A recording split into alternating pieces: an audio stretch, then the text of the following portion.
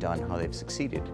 And OTC Markets is sponsoring this event with the IR Society, Peer Newswire, and our guests from easyJet and Shearman Sterling. So the format today is going to be a brief introduction. Mark Hines from Peer Newswire is going to present a paper about his study on transatlantic information flows and the importance of news getting exported to the U.S. We'll have some discussion and key questions, followed by some questions and answers from our corporate audience who are interested in addressing the U.S. markets, getting good, transparent information to the market so investors can buy their shares.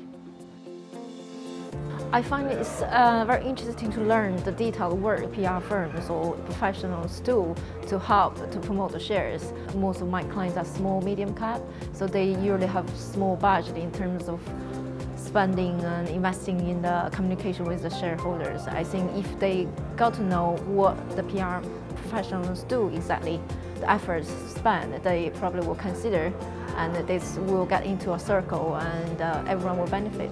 So it's interesting to see that companies such as easyJet can make it seem quite easy, and it is pretty easy. The content of what these companies are sending out to UK markets and to the US is essentially the same. There's no additional work, they don't need to Americanize their message.